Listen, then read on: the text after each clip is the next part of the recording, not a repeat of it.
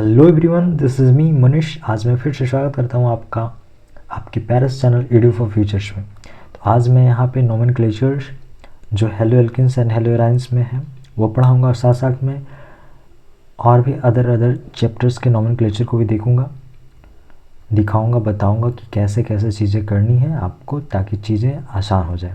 ठीक है, बिना देरी के हम लोग स्टार्ट करते हैं।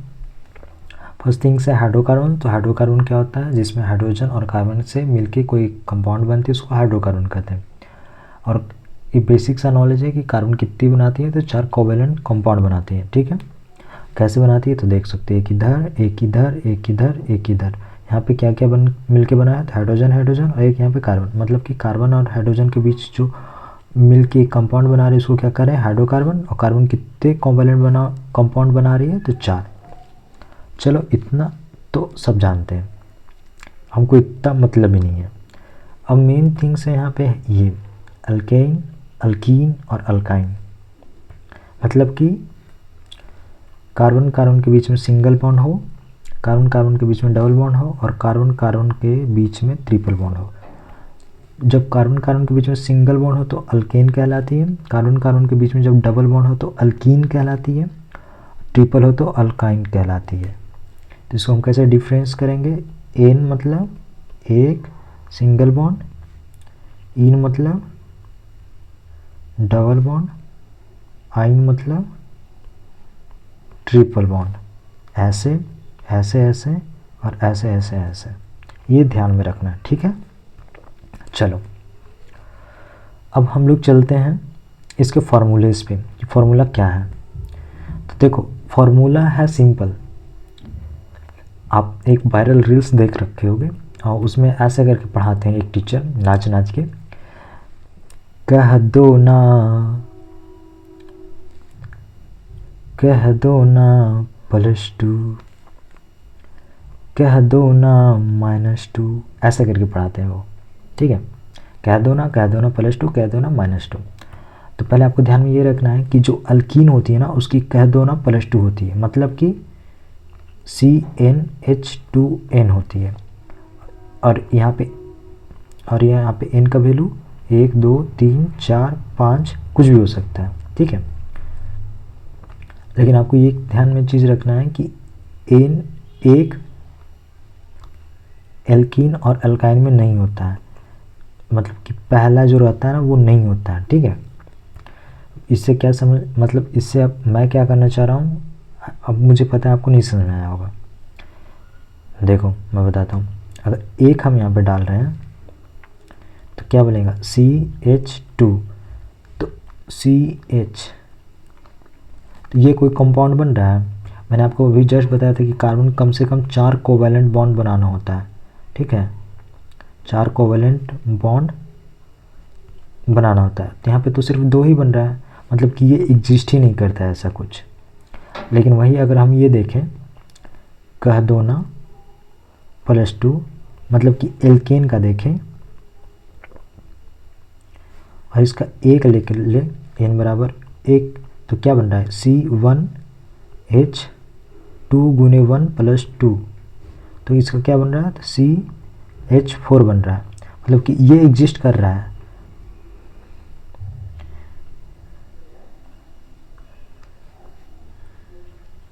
यहाँ पे आप देख सकते हैं कि कार्बन कितना बना रहा है? 1 2 3 4 कोवेलेंट बॉन्ड बना रहा है। ठीक है, तो ये एग्जिस्ट करता है। जो कह दो ना +2 का जो n = 1 है वो एग्जिस्ट करता है, और बाकी जो जितने भी ये हो गए आपके एल्कीन और अल्काइन का, एल्कीन का और अल्काइन का, उसका जो पहला कंपाउंड होती है n = 1 वो एग्जिस्ट नहीं करती, ये भी नहीं करती है। ठीक है, इसमें अगर पूछा जाए कि एल्कीन का फर्स्ट कंपाउंड कौन सी होती है, तो कह दो ना +2 का जो जहाँ पे n होना चाहिए वो 2 होना चाहिए, और एल्काइन में भी जो n होना चाहिए वो 2 होना चाहिए। ठीक है, चलो आई होप आपको चीज़ें समझ में आ गई होगी। मैं पहले इरेज कर दे रहा हूँ, देन फिर मैं बताता हूँ आपको आगे की कहानी। अब देखो, अब इसमें आपको ना ध्यान में ये रखना है कि अगर एल्केन है तो कह दो ना +2 लगेगा, एल्कीन है तो कह दो ना और एल्काइन है तो कह दो ना -2 लगेगा। कह दो ना मतलब CnH2n, ये हो गया एल्कीन का। अगर इसमें +2 जोड़ देंगे तो एल्कीन हो जाएगा, और अगर -2 रहेगा तो एल्काइन हो जाएगा, ये YNE। ठीक है, YNE हो जाएगा। इतना तो आई होप आपको समझ में आ गई होगी। अब हम लोग चलते हैं नंबर पे, मतलब कि अगर एक कार्बन रहेगा तो उसको मिथ कहते हैं, 2 कार्बन रहेगा तो उसको क्या कहते हैं, इथ, लिख लीजिए इसको। 3 कार्बन रहेगा तो उसको क्या कहेंगे, प्रोप। 4 कार्बन रहेगा उसको क्या कहेंगे, ब्यूट। 5 कार्बन रहेगा तो उसको क्या कहेंगे, पेंट। 6 को हेक्स, 7 को कैसे लिखे, रुको एक सेकेंड, 7 को हेप्ट, 8 को ऑक्ट, 9 को नॉन, 10 को डेक। ऐसे करके लिखा जाता है। तो ये पहले आप लिख लो इसको, जितने हैं ना 1 से लेके meth, eth, prop, but, pent, hex, hept, oct, non, dec. इसको लिख लो, इसको 4 बार लिख के प्रैक्टिस कर लेना। ठीक है, यही मेन आपके नॉमेनक्लेचर वगैरह में हेल्प करेंगे। ठीक है, अब क्या होता है कि अब हम एल्केन बनाते हैं। एल्केन बना रहे हैं यहाँ पे,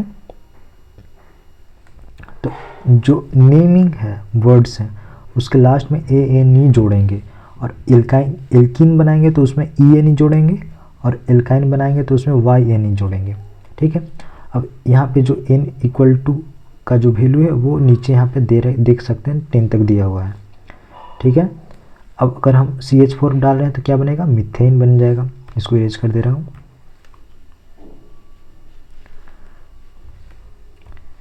CH4 है तो क्या बन जा रहा है, मिथ प्लस एन। CH2H4 है तो वो क्या बनेगा, इथ प्लस एन। C2 मतलब कि 2 कार्बन, मतलब कि इथेन बनेगा। C3 मतलब कि 3 कार्बन, प्रोप बनेगा और साथ में एन जुड़ जाएगा। C4 butane. उसी तरह से ऐसे बनते जाएगा, pentane, hexane, heptane, octane, nonane and decane. और यहाँ पे फर्स्ट तो एग्जिस्ट ही नहीं करता तो हम उसका बात ही नहीं करेंगे, एग्जिस्ट ही नहीं करेगा। दूसरा हो गया इथ, यहाँ पे 2 कार्बन तो इथ हो गया, और साथ साथ में ई, उसमें क्या है, एल्कीन है तो एल्कीन में क्या जोड़ेंगे, ENE, लास्ट में ई जुड़ जाता है। और एल्काइन रहेगा तो क्या जोड़ेंगे, YNE, ethyne, ethene, ethane, ethane, ethene, ethyne, propane, propene, propyne, ene, yne. ठीक है, ऐसे पढ़ा जाता है। C3 prop, C4 ब्यूट, C5 paint, C6 hex, उसके बाद फिर लास्ट में ENE सारे में जुड़ रखा है, देख सकते हैं आप।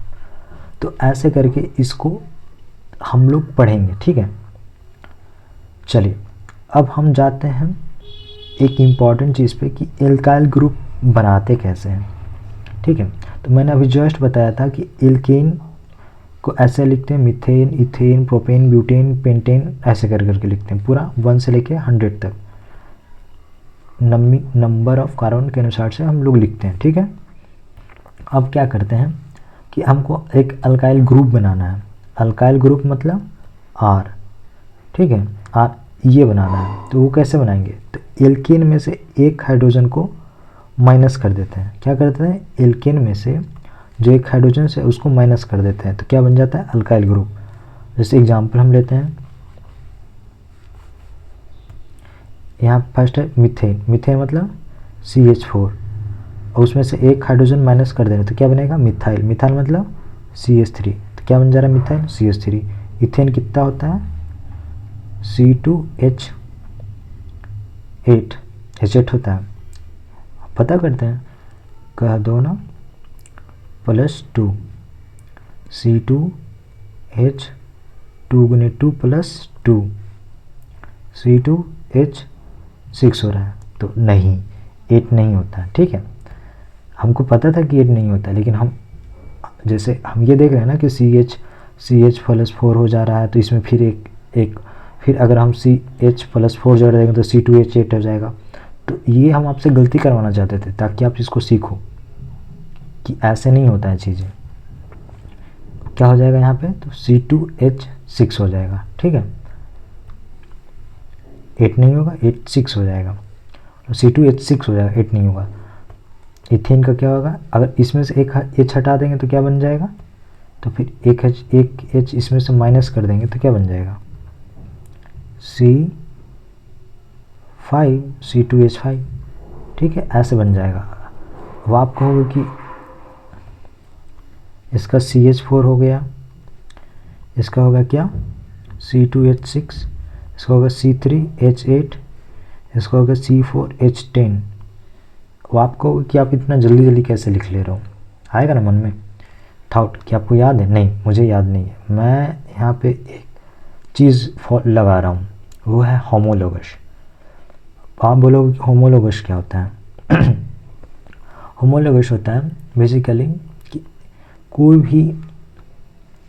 भी एक कंपाउंड है X, अगर उसमें CH2 जोड़ देंगे तो जो नेक्स्ट कंपाउंड है ना वो XCH2 बन जाता है, तो वो नेक्स्ट नंबर का कंपाउंड बन जाता है।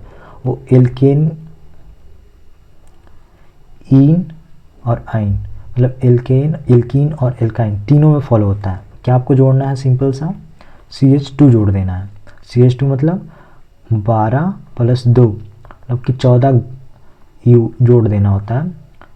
इसका होता है 12, इसका होता है 1 गुने 2 मतलब कि 14 यहाँ पे जोड़ देना होता है, तो वो एक होमोलोगस सीरीज फॉर्म कर लेता है। 10th में ये पढ़ना होगा, आई होप आपने पढ़ा होगा, नहीं पढ़ा होगा डजेंट मैटर, यहाँ पे फिर से बता दिया जा रहा है। CH4 है, उसमें अगर हम CH2 जोड़ दे रहे हैं तो क्या बन जाएगा, C2H6। अभी भी फार्मूला से हम निकाले थे तो यही आया था, सेम एज इट इज। इसमें भी अगर हम CH2 जोड़ दे रहे हैं तो क्या बनेगा, C3H8। इसमें भी अगर हम CH2 जोड़ देंगे तो क्या आएगा, C4H10। इसमें जोड़ें तो क्या आएगा, C5H12। वहाँ बोलोगे कि नहीं कि आप गलत बता रहे हैं, लगेगा ना गलत बता रहे हैं, ऐसा नहीं होगा तो हम कहेंगे कि आप एक बार चेक कर लो ये वाली फार्मूला से। यहाँ पे n के वैल्यू 5 लिख दो, तो यहाँ क्या होगा C5, यहाँ पे 2 गुने 5 + 2 करेंगे तो कितना आएगा, H12 आ जाएगा। तो क्या हो गया, ये इतना ही आया ना बन के, तो मतलब कि ऐसे करोगे तो चीज़ें होगी, ठीक है। तो ये आपको ध्यान में रखना है कि जैसे अगर हमको अगला निकालना है तो उसमें CH2 मतलब कि CH2 प्लस जोड़ देंगे कोई में तो क्या बन जाएगा कि एक CH2 बन जाएगा, एक एल्कीन, एल्काइन कुछ भी होना चाहिए, ठीक है। तो ऐसे करके ये चीज़ें होती हैं, ऐसे में आप भी लिख सकते हो। अब उसमें से क्या करना है आपको, सीधे सिर्फ एक हाइड्रोजन हटा देना है, क्या बन जाएगा, आपके एल्काइल ग्रुप बन जाएंगे, ठीक है। 1 कार्बन वाला है मिथाइल, 2 कार्बन वाला इथाइल, 3 कार्बन वाला प्रोपाइल, 4 कार्बन वाला ब्यूटाइल, 5 कार्बन वाला पेंटाइल। इसको जब तक आप याद नहीं करोगे लिख के meth eth prop but, meth eth prop but, meth eth prop but, meth eth prop but, meth eth prop but, ऐसे करके तब तक याद नहीं होगी। याद नहीं होगी तो आप ना ही एल्काइल ग्रुप का बना सकते हो कुछ भी, ना ही आप एल्केन बना सकते हो, ना ही एल्कीन बना सकते हो, ना ही एल्काइन बना सकते हो, कुछ भी नहीं है, ठीक है। तो ये आपको याद करना पड़ेगा। चलिए अब हम लोग चलते हैं नेक्स्ट चीज़ पे कि यूज़ देखते हैं, एन आइसोनियो यूज़ कैसे करते हैं कॉमन नेम में। जब हम कॉमन नेम लिखते हैं ना तो उसमें यूज़ इसका हम कैसे करते हैं तो वो देखते हैं। तो पहले इन मतलब क्या होता है ये जान लेते हैं। इन मतलब होता है नॉर्मल, ठीक है। नॉर्मल में क्या होता है कि जब भी हमारे पास कार्बन की जो चेन होती है जिसमें कोई ब्रांच नहीं होना चाहिए, मतलब कि हम एक कार्बन की चेन बनाए हैं उसमें ये जो इधर कार्बन हो जाता है ना वो ब्रांच नहीं होना चाहिए, ठीक है। और उसका फिर और अलग क्राइटेरिया क्या है वो देखते हैं। And functional group attach to carbon must है प्राइमरी, मतलब कि जो उसमें फंक्शनल ग्रुप अटैच हो रही है जिस कार्बन पे वो प्राइमरी होना चाहिए। मतलब कि क्या कहना चाह रहा है, एक हम लॉन्गेस्ट चेन बनाएं जिसमें हमारा ये सब चीज़ें नहीं होना चाहिए, और नहीं होना चाहिए तो इसको हटा देते हैं। और उसका फिर उसमें हम फंक्शनल ग्रुप उस जगह पे जोड़ें जहाँ पे प्राइमरी हो। तो यहाँ पे प्राइमरी कार्बन कौन कौन सा है, ये दोनों हैं। और अगर आप बोलोगे कि ये है तो लाफा पड़ेगा, इसमें भी लाफा पड़ेगा। क्यों, क्योंकि ये एक इधर वाले कार्बन से जुड़ रखा है, इधर वाले कार्बन से जुड़ रखा है, मतलब कि ये सेकेंडरी हो गया। और ये भी सेकेंडरी हो जाएगा क्योंकि इधर भी जुड़ रखा है और इधर भी जुड़ रखा है, ठीक है। चलो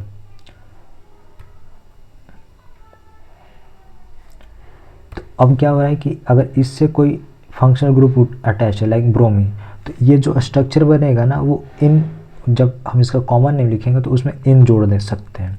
तो हम इसका क्या लिख सकते हैं, 1 2 3 4, 4 मतलब मीथ ईथ प्रो ब्यूट, ब्यूट, तो इसको हम क्या लिखेंगे, इन ब्रोमो, नहीं इसको हम क्या लिख देंगे, इन n 1 2 3 4 meth eth pro but, n butyl bromide, ऐसे लिख सकते हैं।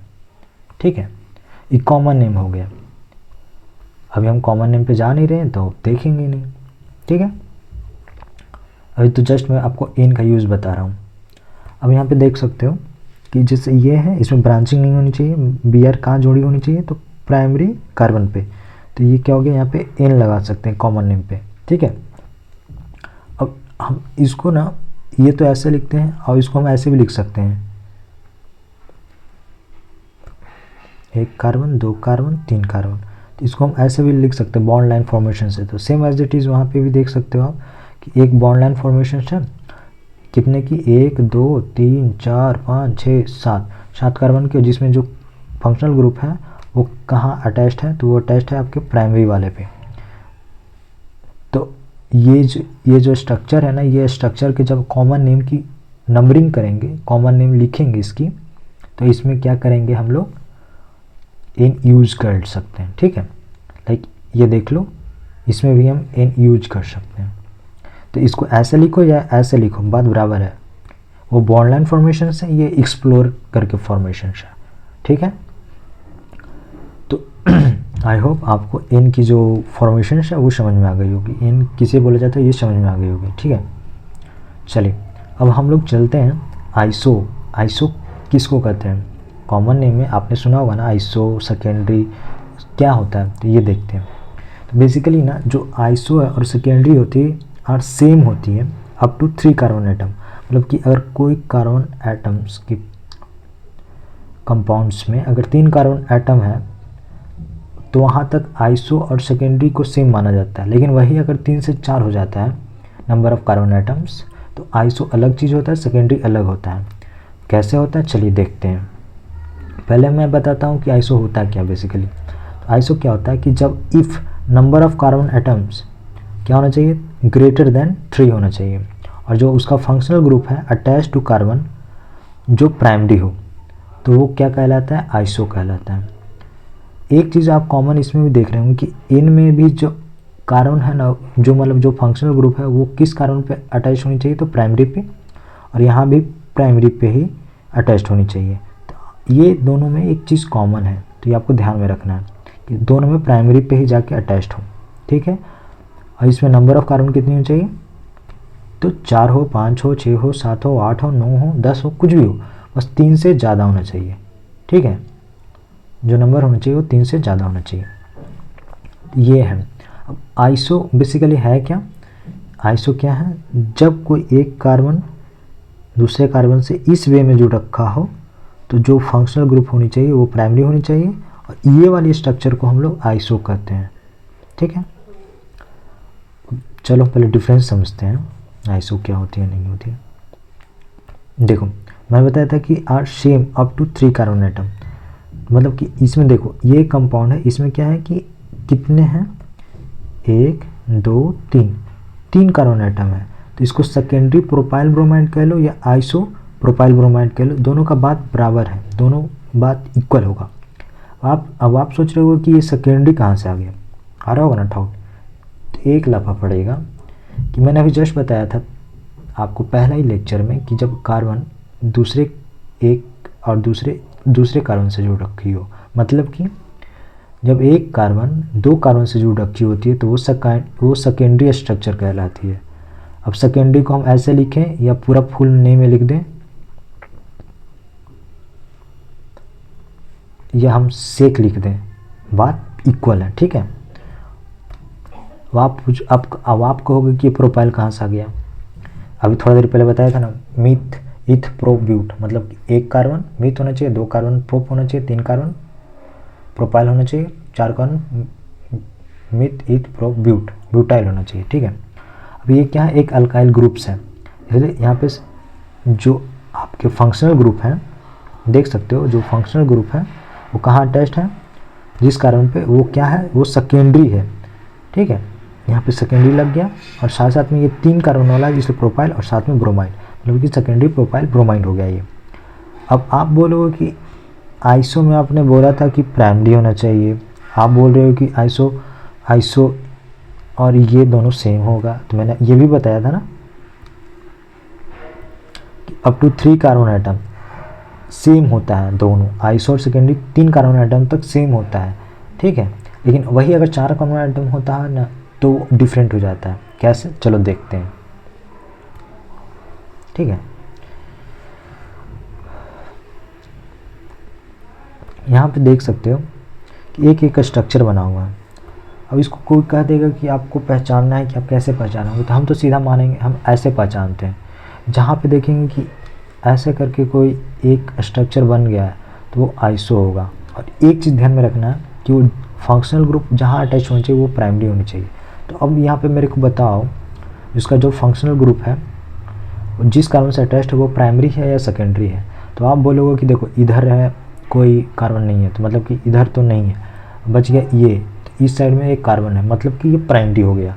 तो प्राइमरी मेरा फर्स्ट क्राइटेरिया जो है, मतलब मेरा जो सेकेंड क्राइटेरिया है वो फुल हो गया। फर्स्ट क्राइटेरिया क्या था, नंबर ऑफ कार्बन आइटम क्या होनी चाहिए, 3 से ज़्यादा होनी चाहिए।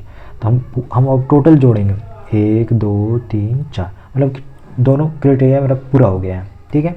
अब हम इसका स्ट्रक्चर देखेंगे, इसका स्ट्रक्चर क्या इस स्ट्रक्चर से मिल रहा है, मतलब कि इस स्ट्रक्चर जैसा है कि मतलब जहाँ पे ऐसा होना चाहिए ऐसा होना चाहिए, यहाँ पे 1 कार्बन 2 कार्बन 3 कार्बन ब्रांच में आने जाना चाहिए, ऐसा कहीं दिख रहा है। अगर दिख रहा है तो मतलब कि ये है, ठीक है। अब इसका नेमिंग कैसे हम लिखते हैं, देखो ऐसे लिखते हैं, ये जो स्ट्रक्चर होता है वो आइसो होता है तो उसको आइसो लिख देंगे, ठीक है। तो उसका फिर नंबर ऑफ कार्बन हम जोड़ेंगे 1 2 3 4, 4 है तो मिथ इथ प्रो ब्यूट, तो ब्यूट मतलब ब्यूटाइल, और क्या जुड़ रखा है ब्रोमाइड, तो इसको हम क्या लिख देंगे सीधे ब्रोमाइड, आइसो ब्यूटाइल ब्रोमाइड। और आप बोलोगे कि आइसो ब्यूटाइल ब्रोमाइड तो ये हो गया, तो सेकेंडरी ब्यूटाइल ब्रोमाइड क्या होता है, तो देखो सेकेंडरी ब्यूटाइल ब्रोमाइड इसको बनाने का हमको ध्यान में ये रखना है कि हम उस कार्बन पे ब्रोमीन को जोड़ेंगे ना जो सेकेंडरी होना चाहिए। यहाँ पे जो ब्रोमीन को हम जोड़े वो क्या है, प्राइमरी है, ठीक है। लेकिन यहाँ पे जो ब्रोमीन को हम जोड़ें वो सेकेंडरी होना चाहिए। तो देखो क्या करते हैं, CH3 इधर है एक, तो हम अब क्या करेंगे, हम आपको स्ट्रक्चर बनाना सिखा रहे हैं। पहले हम क्या करेंगे, 4 कार्बन बढ़ा देंगे, ठीक है। क्या बन गया, सेकेंडरी, क्या बन गया, ब्यूटाइल बन गया। अब सेकेंडरी बनना है तो मतलब कि हमको ये ध्यान में रखना है कि हम ब्रोमीन को यहाँ जोड़ें या यहाँ जोड़ें, बात इक्वल है, ठीक है। हम यहाँ जोड़ के देखते हैं, ठीक है। तो हम यहाँ पे ब्रोमीन जोड़ दिए। अब क्या हो गया, ये जो स्ट्रक्चर है ना वो बन गया आपका सेकेंडरी ब्रोमाइड, ठीक है। अब क्या कर देते कि हाइड्रोजन लिख देते हैं, यहाँ पे 3 हाइड्रोजन बन जाएगा, एक इधर हो गया इधर हो गया इधर हो गया, मतलब कि एक हाइड्रोजन यहाँ रहेगा, यहाँ पे CH2 यहाँ पे CH3। तो आप देख सकते हो कि एक स्ट्रक्चर फॉर्म हो गया। जो स्ट्रक्चर फॉर्म हुआ ना वो बेसिकली क्या है, सेकेंडरी ब्यूटाइल ब्रोमाइड है। अब इसको ऐसे लिख लो या फिर इसको ऐसे लिख लो, बात बराबर है। अब क्या देख सकते हो, जो पूरा स्ट्रक्चर है, अगर हम पूरा स्ट्रक्चर को अगर एक सेकेंड, पूरा स्ट्रक्चर को अगर हम रोटेट कर देंगे ना ऐसे करके, तो देखोगे कि ये जो है ना, ये जो चीज़ें हैं दोनों इक्वल ही है, मतलब कि इसको यहाँ लिखो या ऐसे लिखो बात बराबर पड़ेगी। तो ये आपके सेकेंडरी ब्यूटाइल ब्रोमाइड वाली स्ट्रक्चर हो गई, ठीक है। अब चलते हैं हम नियो और टर्सरी वाले पे। नियो क्या होती है और टर्सरी क्या होती है, तो देखो नियो और टर्सरी क्या होती है, सेम होती है अप टू 4 कार्बन आइटम तक, ठीक है। लेकिन नियो को हम अलग कब मानते हैं, जब आपका नंबर ऑफ कार्बन आइटम 4 से ज़्यादा हो और साथ में जो फंक्शनल ग्रुप होती है वो प्राइमरी होनी चाहिए, जिस कार्बन से अटैच्ड होती है वो प्राइमरी होनी चाहिए। ध्यान में रखना है आपको सारा में कि एन आइसो और नियो, एन आइसो और नियो में जो फंक्शनल ग्रुप होती है जिस कार्बन से अटैच्ड होती है वो जो कार्बन होनी चाहिए वो प्राइमरी होनी चाहिए, ये ध्यान में रखना है आपको, ठीक है। और आइसो में क्या होता है, नंबर ऑफ कार्बन 3 से ज़्यादा होनी चाहिए, इसमें नंबर ऑफ कार्बन 4 से ज़्यादा होनी चाहिए, ठीक है। चलो अब हम लोग चलते हैं इसके डिफरेंस पे। लाइक एक एग्जांपल लेते हैं, नियो पेंटाइल क्लोराइड और टर्सरी पेंटाइल क्लोराइड। एग्जाम्पल से पहले ना हम इसको पहचानने का मतलब कि जैसे हम कैसे पहचानेंगे कोई स्ट्रक्चर को देख के कि वो नियो है या टर्सरी है।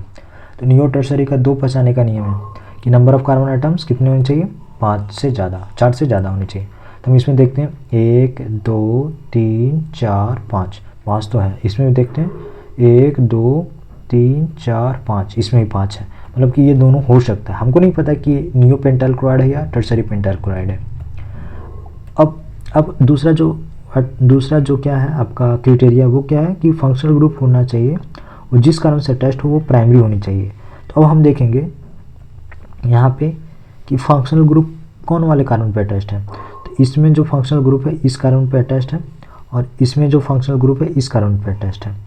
अब हम आपको बताए थे कि प्राइमरी सेकेंडरी कैसे पहचाना जाता है।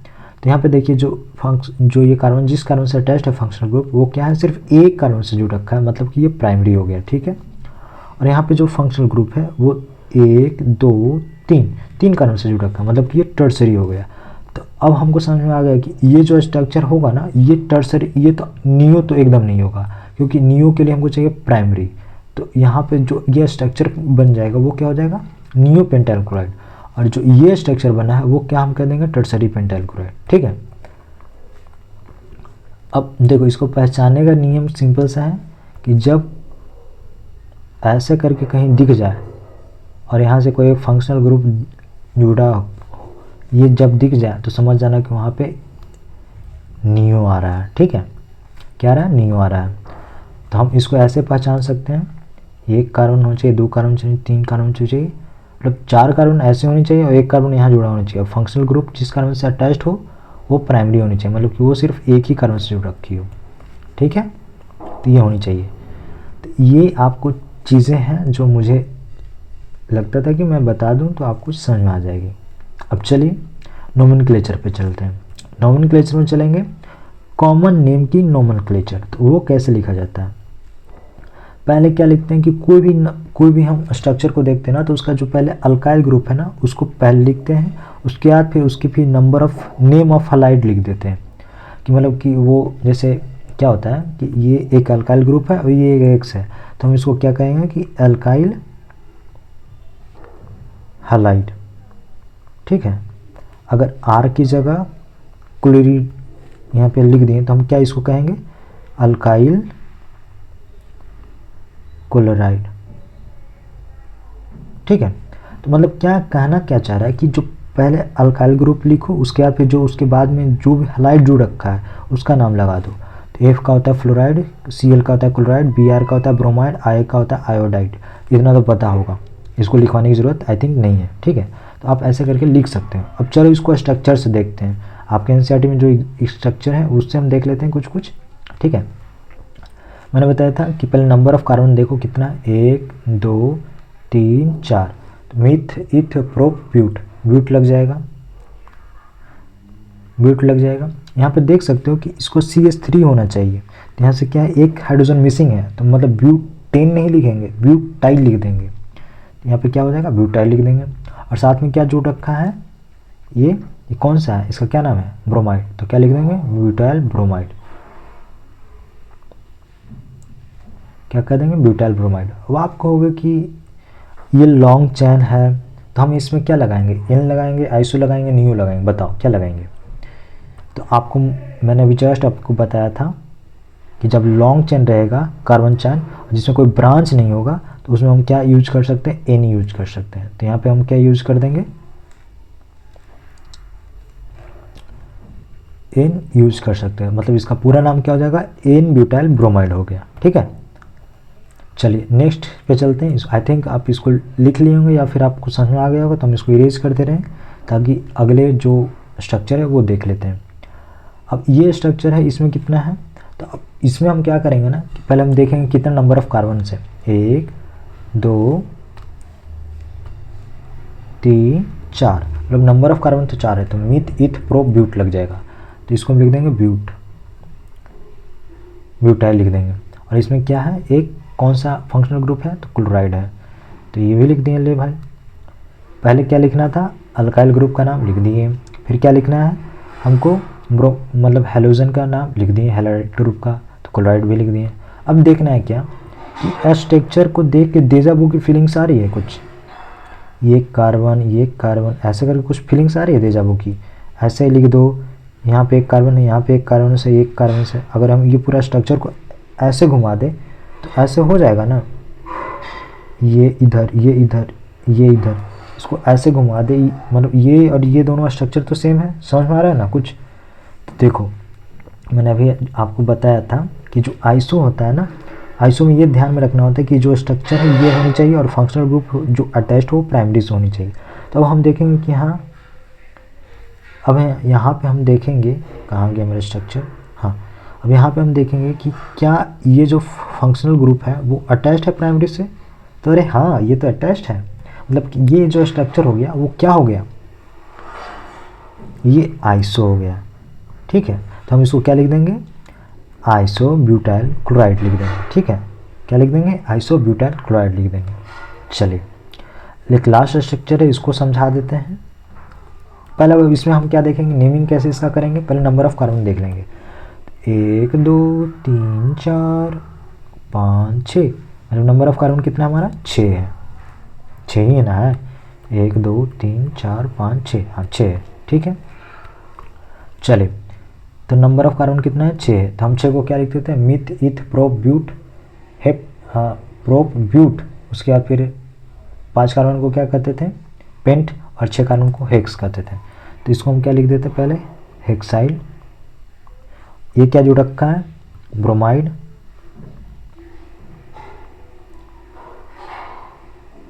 और ये जो जुड़ रखा है वो जो कार्बन है वो क्या है, प्राइमरी है या सेकेंडरी है, बताओ मुझे। तो ये कार्बन सिर्फ एक ही कार्बन से जुड़ रखी है, मतलब कि ये प्राइमरी है। अब प्राइमरी है तो ध्यान में, अब ये ध्यान में लाओ कि एन तो है नहीं, आइसो तो है नहीं। एन क्यों नहीं हो सकता, क्योंकि यहाँ पे ब्रांच है, ब्रांच प्रेजेंट है, तो ये तो होगा नहीं। आइसो है नहीं क्योंकि ये जो स्ट्रक्चर है ये स्ट्रक्चर फॉर्म कर नहीं रहा, तो बच गया कि मतलब 3 वाला स्ट्रक्चर बच गया, मतलब कि नियो वाला हो सकता है। तो नियो का मैंने अभी जस्ट आपको स्ट्रक्चर बनाया था ना, कि ये कि देखो ऐसे होने चाहिए, मतलब कि वो जो अटैच्ड है वो ऐसे ऐसे होनी चाहिए, ऐसे करके। अब देख रहे हो ये जो कार्बन है हम इसको एक बिंदु मान सकते हैं, 1 2 3 4, ऐसे करके मान सकते हैं, मतलब कि ये जो स्ट्रक्चर है ना वो नियो जैसा है, मतलब कि नियो ही है, नियो जैसा नहीं, ये नियो ही है। तो इसको हम क्या लिख देंगे, नियो हेक्साइल ब्रोमाइड, ऐसे करके इसका कॉमन नेम हम लिख सकते हैं। ठीक है, आई होप आपको समझ में आ गया होगा। ठीक है, एक बार हम कंफर्म कर लेते हैं चीज़ें आपको यहाँ से। अगर हम मतलब कि 6 कार्बन को हेक्सी कहते हैं तो यही होगा, नियो हेक्साइल क्लोराइड हो गया। ठीक है, तो यहाँ तक आई होप आपको चीज़ें समझ में आ गई होगी। जो इसका नेक्स्ट पार्ट है IUPAC नेमिंग का, वो हम अगले लेक्चर में करेंगे। ठीक है, तब तक आप इसको रिवाइज़ कीजिए, अच्छे से पढ़िए। अगर वीडियो अच्छा लगा हो तो लाइक कीजिए, एंड प्लीज़ अपने दोस्तों के साथ शेयर करना ना भूलें। Thank you.